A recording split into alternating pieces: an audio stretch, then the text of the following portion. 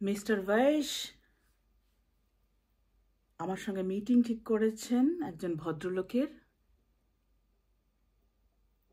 আমি দেখা করতে যাচ্ছি।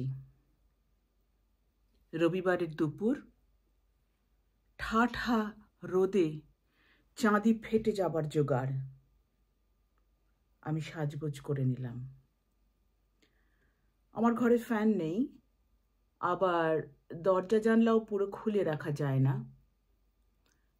আমার পায়ে একটা শু, যদিও সেটা মারি ক্লেয়ার নয়। চুলটা বড্ড বেয়াড়াভাবে বেড়ে গিয়েছে, খুলে রাখা যাবে না। গরমও লাগবে, কিভাবে বাঁধবো সেটা বুঝতে পারছি না। একটা ছাতা নিলে ভালো হতো, কিন্তু ছাতা তো আমার নেই। ভ্যানিটি ব্যাগ একটা ছিল, একটু পুরনো হয়েছিল, কিন্তু সেটা পোড়া মাটি রঙের। এই ডিপ পার্পল যে ড্রেসটা আমি পরেছি ওটার সঙ্গে ম্যাচ করবে না, ঠিক মানাবে না। ছোট একটা পার্স নিই, বেশি কিছু তো নেবার নেই। অল্প টাকা পয়সা, একটা ডট পেন, লিখবার জন্য অল্প কাগজ, ঘাম মুছবার জন্য রুমাল, আর ঘরের চাবিটা থাকবে এই পার্সের ভেতরে। আশেপাশের বাড়ির লোকজন ছুটির দুপুরে খেতে বসেছে। টিভি সিরিয়ালে বিজ্ঞাপন, রেডিওর শব্দ, তারপর ঘরে খাবার পরিবেশনের শব্দ, গার্হস্থ চেঁচামেচি, সমস্ত পেরোতে থাকি সন্তর্পণে। এই পোশাকে এত বড় একটা মেয়েকে দেখতে অভ্যস্ত নয় এই পাড়া।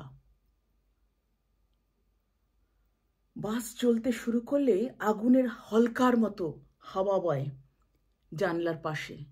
কবে যে একটু বৃষ্টি হবে কে জানে।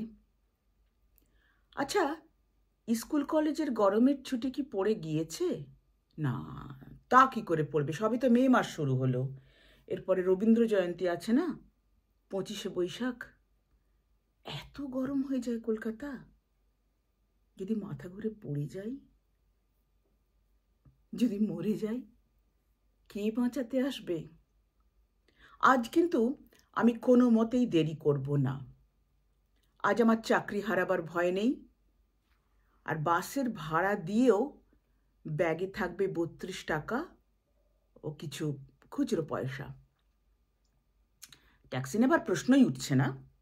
মদ খাওয়া আমার শিক্ষা হয়ে গেছে। দেখা করব, কথাবার্তা যা বলার বলবো, কিছু নোট করা কিছু নোট নেবার থাকলে কাগজ কলম তো আছে আমার সঙ্গে। বাস বদলাতে বদলাতে পৌঁছে যাই লিন্ডসে স্ট্রিটের মোড়ে। দুপা হাঁটলেই গ্র্যান্ড হোটেল। আজ সব কেমন চুপচাপ। গ্র্যান্ডের নিচে সব দোকানগুলো ঝাঁপ নামানো। একটা ভিখিরি মেয়ে কাপড় লুটিয়ে লুটিয়ে হেঁটে গেল আমার সামনে দিয়ে, আমার পাশ দিয়ে। তার হাতে অনেক প্লাস্টিকের ব্যাগ, অনেক নোংরা জিনিসপত্র, সম্পত্তি। ভিখিরি নয়, ও পাগল। কোথায় থাকে, কেমন করেও পাগল হয়ে গেছে কে জানে। কিন্তু মিস্টার ভাইশ কোথায়? 3টে তো বেজে গিয়েছে, আমি কিন্তু অন টাইম।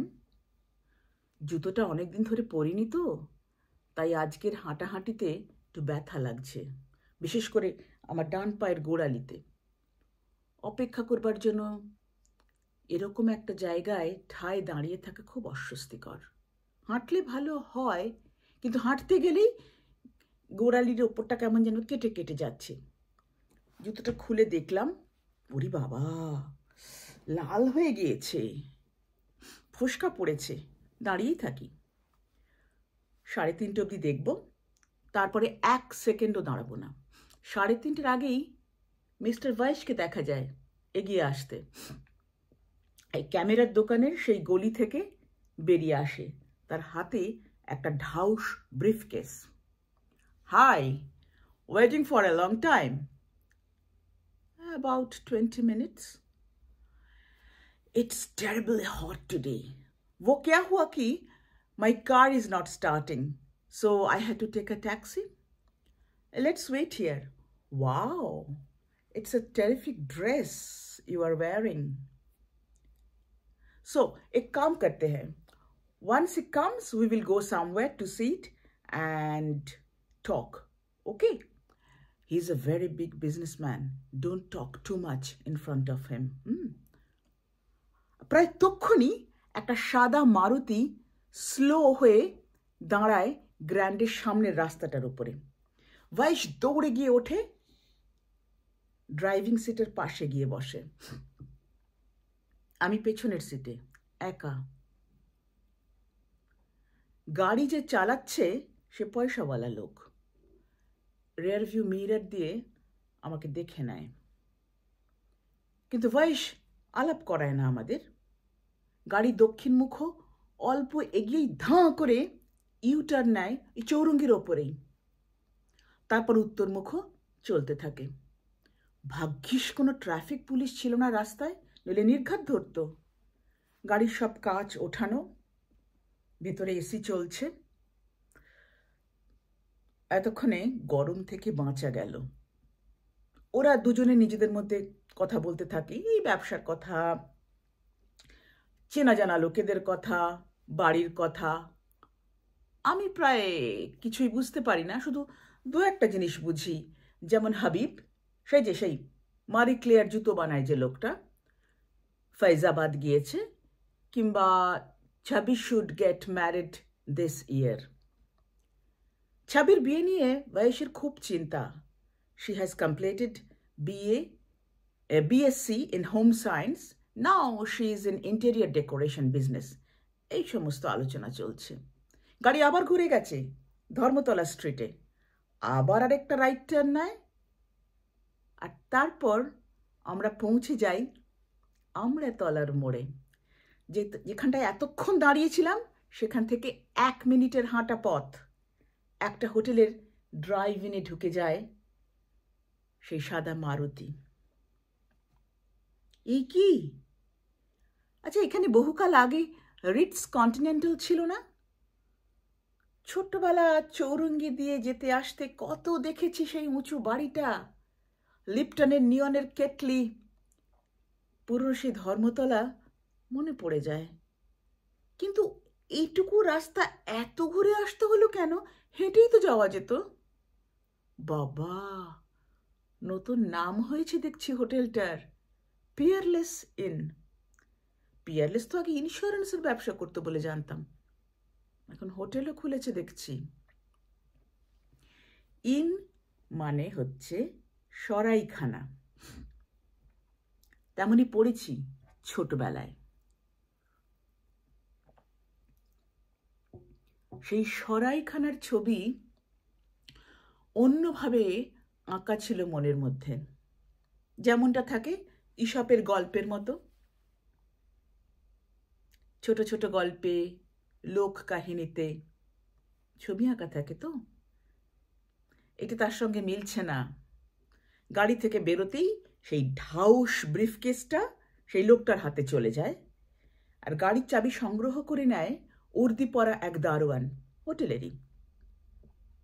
লোকটা আর আমাদের দিকে ফেরে না, গটগটিয়ে সোজা ঢুকে যায় হোটেলের একেবারে ভেতরে। ভয়েস ও আমি অপেক্ষাকৃত মন্থরভাবে ঢুকি একই জায়গায়। রিসেপশন অনেকটা জায়গা জুড়ে, দুজন রিসেপশনিস্ট। তাদের একজন ছেলে যার সঙ্গে লোকটা কথা বলছে এবং তাচ্ছিল্যের সঙ্গে হাতে ধরে রেখেছে একটা মোবাইল ফোন। অন্যজন মেয়ে রিসেপশনিস্ট। ভয়েস সেদিকে এগিয়ে গেলেও আমি অল্প পিছনে দাঁড়িয়ে হোটেলের শোভা দেখি। সম্ভবত রেস্টুরেন্ট খোঁজা হচ্ছে বসবার জন্য। মেয়েটা গড়গড় করে বলে যায়, আহেলি, নিশিদিন, আরও কিছু নাম। তারপর দেখিয়ে দেয় কেমন করে সিঁড়ি দিয়ে উঠে যাওয়া যাবে অথবা লিফটে করে। আমরা উঠে যাই সেখানে সিঁড়ি দিয়েই। অন্য লোকটা তখনও রিসেপশনেই থেকে যায় সেই ঢাউস ব্রিফকেস হাতে। ব্রিফকেসটা অবশ্য সে পাশে নামিয়ে রেখেছে। দুপুর গড়িয়ে সবে বিকেল হয়েছে। কোনো টেবিল না নিয়ে আমরা ওই রেস্টুরেন্টে একটা সোফায় বসেছি। সুবেশ ওয়েটার এসে নম্রতা মাখানো স্বরে প্রশ্ন করে, do you want to order something sir? Actually, we are waiting for another person. Okay, sir. In the meantime, do you want to drink something? Perhaps later, not now. Okay, sir. লোকটা চলে যায়। কোনো কিছু order না করেই তারা লাগানো হোটেলের ইন্দ্রপুরীর মতো রেস্টুরেন্টে বসে থাকতে দেয়। অথচ এই কদিন আগেই একটা ওঁচা রেস্টুরেন্ট থেকে আমায় প্রায় ঘাড় ধাক্কা দিয়ে বের করে দিয়েছে। তাও তো বিনে পয়সায় বসতে চাইনি, কোল্ড ড্রিঙ্ক অর্ডার করেছিলাম। আজব দুনিয়া। এর একটু পরেই চলে আসে সেই লোকটা, যার নাম সম্ভবত রাকেশ। ওয়েশের মুখে ওই নামই শুনছিলাম, যদিও ফর্মালি পরিচয় তো করায়নি। লোকটা বলে, কাম। সেই নম্র ওয়েটারটি দূর থেকেই আমাদের দিকে তাকিয়ে বিনয়ে ঝুঁকে স্মিত হাসিতে যেন বিদায় দেয়। কোনো কিছু অর্ডার না করে 5-10 মিনিট বসে থাকার জন্যে এক ফোঁটা রাগ প্রকাশ করে না। আমরা ওই রেস্টুরেন্ট থেকে বেরিয়ে হোটেলের একটু ভেতর দিকে চলে যাই, করিডোরের মুখে লিফটের সামনে। তারপরে 6 কিংবা 7 তলায় এসে থামে লিফট। লিফট থেকে বেরিয়ে অল্প হেঁটেই একটা ঘরের দরজা খোলে লোকটা, আর তার পেছন পেছন ঢুকিয়ে আমরা, সবার পেছনে আমি। ফোসকা গলে গিয়ে পায়ে অসহ্য জ্বালা হচ্ছে, কাউকে বলতে পারছি না। রেস্টুরেন্টে বসে থাকার সময় শুয়ের গোড়ালির দিকটা চাপ দিয়ে ভেতরে নামিয়ে নিয়েছি, ফলে ওটাকে এখন চটির মতো ব্যবহার করা যাচ্ছে। একটু অসুবিধা হচ্ছে ঠিকই হাঁটতে, তবে কার্পেটে মোড়া করিডোর কোনো আওয়াজ তোলেনি। ঘরে ঢুকেই ডান হাতে একটা দরজা, অল্প খোলা, ওটাই বাথরুম। সেইটা পেরিয়ে এগিয়ে গেলে মূল ঘরটায় আসা যায়। সেখানে বাঁ হাতে একটা বড় টেবিল, চেয়ার, টিভি, আরও কি কি যেন রয়েছে, আর ডান দিকে একটা ডাবল বেড। সেইটা পেরিয়ে দুটো সিঙ্গল কাউচ, পাশাপাশি নয়, মধ্যিখানে একটা ছোট্ট টেবিল রয়েছে। আমি প্রথমে ওই টেবিলের সামনে রাখা চেয়ারটাতে বসতে চাচ্ছিলাম, কিন্তু বয়স ভেতরের দিকের কাউচটা দেখিয়ে আমায় বললেন, সিট দেয়ার, ফিল কমফোর্টেবল। বসলাম। আমার পার্সটা রেখেছি ওই ছোট্ট টেবিলটার ওপরে। এখন আলোচনাটা শুরু করে দিতে হবে, অনেক ধানাই পানাই তো হলো। লোকটা বসে অন্য কাউচটাতে। বয়স সরাসরি বিছানায় বসে পায়ের জুতো খুলে ফেলেন। দরজায় নক করে কেউ, কাম ইন। দরজা আলগা করে ভেজানো ছিল, আমি শেষে ঢুকেছি তো। একজন ওয়েটার ঢোকে, হাতে একটা মেনু কার্ড নিয়ে। Room service. Do you want to order sir? What do you want to order? ওদের হাতে, মানে দুজনের হাতে হাতে দুটো মেনু ধরিয়ে দেয় লোকটা, আর আমাকে আর চোখে দেখে নেয় ওয়েটার। ওরা খাদ্যদ্রব্য ঠিক করছে। 2 chicken omelette and okay sir, 2 chicken omelettes and do you have some other snacks like yes sir, we have a variety of sandwiches, and if you prefer vegetarian we also no sandwich nahi, bring 2 chicken omelette and with that wo jo deta hai na wo sab, and you madam? আমি এদের দেখছিলাম, অন্য জগতে ছিলাম। হঠাৎ আমায় জিজ্ঞাসা করে, nothing. And what will you drink sir? Vodka and orange juice, full, half. Anything else sir? Tea, coffee or something for madam? No nothing, আমি বলি। Thank you sir, we will serve you in about 10 to 15 minutes. Waiter বেরিয়ে যায়।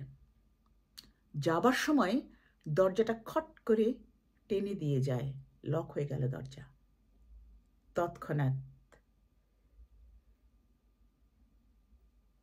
ঠিক সেই মুহূর্তে থেকে আমার হঠাৎ ভয় করতে শুরু করে। ওয়েশ চোখ হাতের রিস্ট ওয়াচে ঘরের এদিক ওদিক দেখে নেয়। আমার মন বলে পালাতে হবে, এদের মতলব ভালো ঠেকছে না, এখানে একটা ভয়ঙ্কর বিপদ ঘনিয়ে আসতে চলেছে। কিন্তু এই দুজন যেভাবে গার্ড করে বসে রয়েছে, কি করে পালাবো ওদের ডিঙিয়ে?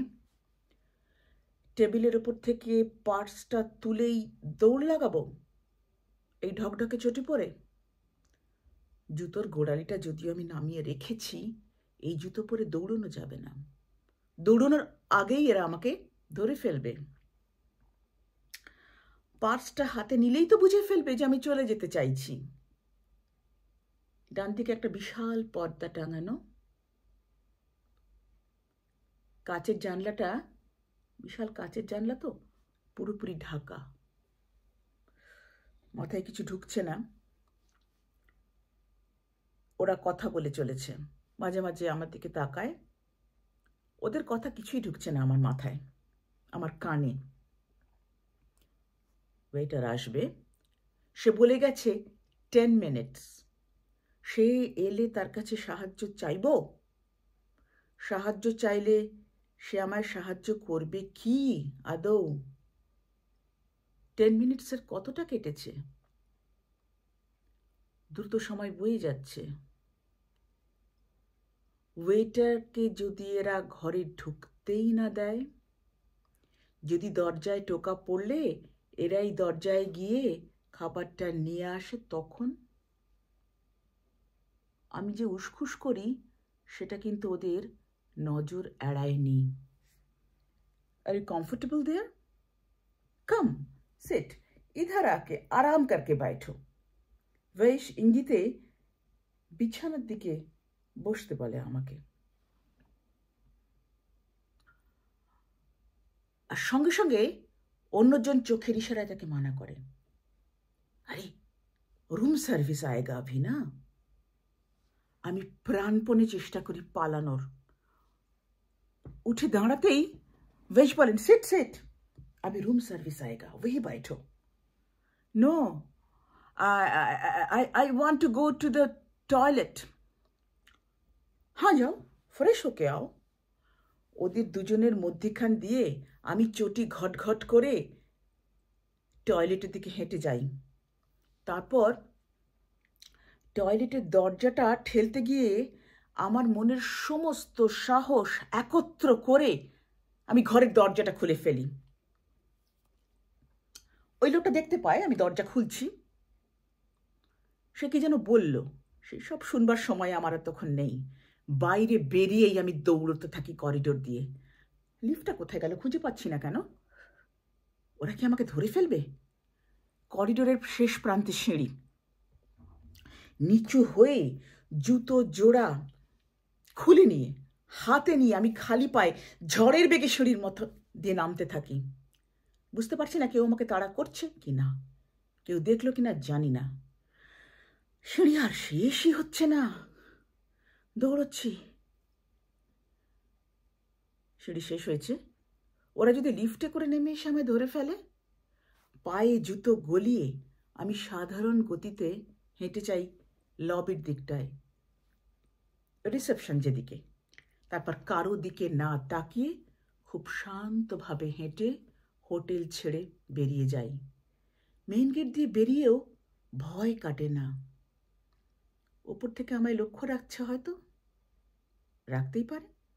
যদি দেখে ফেলে ওপর থেকে কোন দিকে চলেছি আমি, ওদের কাছে গাড়ি আছে, যদি তাড়া করে ধরে ফেলে। অসম্ভব সব চিন্তায় আমি জুতো জোড়া ফের হাতে করে নিয়ে এলোমেলো দৌড়ে যাই কিছুটা প্রথমে, তারপরেও পেছনে তাকাতে ভয় করে। আরো জোরে জোরে হাঁটা। আকাশটা তো অন্ধকার কেন? এখনই সন্ধে হয়ে এলো। রবিবারের নিউ মার্কেটের সামনে দিয়ে হনহন করে হাঁটছি। আজ ভিড় নেই, সেই জন্যই বেশি ভয় যদি ধরে ফেলে। এমনি করে হাঁটতে হাঁটতে সদর স্ট্রিট, হাঁফিয়ে যাচ্ছি, জিরোতে ভয় করছে।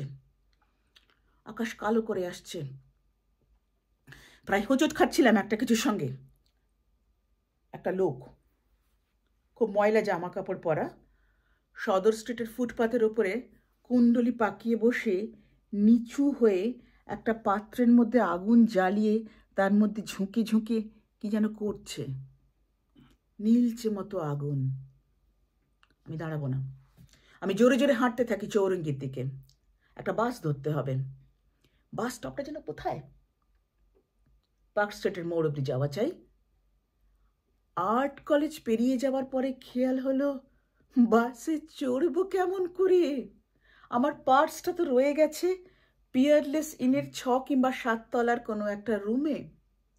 সেই পার্সের মধ্যে ছিল আমার ফেরার বাস ভাড়া ও আরও কিছু অতিরিক্ত টাকা, আমার ঘরের চাবি। একটা কাজ করা যায়, হেঁটে যদি ফেরা যায় কত সময় লাগবে? 3 ঘন্টা, 4 ঘন্টা, আরও বেশি লাগুক। এত ঘুরে যাব না, শর্টকাট করতে হবে। রাস্তা ক্রস করে পশ্চিমে রেড রোডের দিকে চলে যাই বরং। চৌরঙ্গীর রাস্তা পেরোনোর আগেই ঘুলিয়ে উঠল ধুলোর ঝড়। গড়ের মাঠে যে কটা গাছ অবশিষ্ট আছে সব ভীষণভাবে দুলে দুলে ঘুরে মুচড়ে ওঠে যেন। হাঁটা যায় না, ইটের টুকরো, ধুলো আরো কত কিছু ফুটে যাচ্ছে আমার খালি পায়ে। ঝড়ের ধাক্কায় সোজা থাকা যায় না, মাথা নিচু করে প্রায় আন্দাজে দৌড়চ্ছি। চোখ খুলে রাখা মুশকিল, তবু যেন টেনে টেনে পৌঁছে যাই রেড রোডের ওপারে। হু হা গাড়ি চলছে তীরের মতো। এর মধ্যে বৃষ্টি নামে। একটু আগে চিন্তা হচ্ছিল যদি বৃষ্টি আসে, যদি ভিজে যাই। এখন দাঁড়াবার কোনো শেড নেই, এর মধ্যেই এগিয়ে যেতে হবে। হঠাৎ একটা বাস এসে দাঁড়ায় একদম সামনে। এটা বাস স্টপ নাকি? কন্ডাক্টর হাঁটছে, খিদিরপুর, মাঝেরহাট, তারাতলা। তারাতলা? উঠুন উঠুন। ভাই, আমার মানিব্যাগটা হারিয়ে গেল, পয়সা নেই। ঠিক আছে, উঠে আসুন। তারাতলায় নেমে আরো মাইলের পর মাইল হাঁটি। বিকেলে সেই হাড় হিম করা ভয়টা এখন নেই। বজ্রবিদ্যুৎ সহ এক পশলা বৃষ্টিপাতের পরে গরম এখন একটু কম।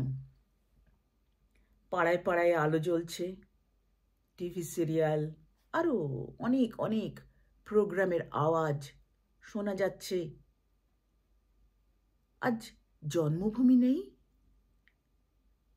এখন জন্মভূমি হয় না, নাকি বেশি দেরি করে ফেলেছি? অন্ধকারে ঘড়ি দেখতে পাচ্ছি না। অন্ধকার রাস্তায় মনে মনে গুনগুন করতে করতে হাঁটি। হেথা কে রাখিবে দুঃখ ভয় সংকটে, তেমন আপন কেহ নাই এ প্রান্তরে। সুর বসছে না গলায়, যা চললো এতক্ষণ। এখন তালা ভাঙবো না কি করব? এ পরবাসে রবে কে?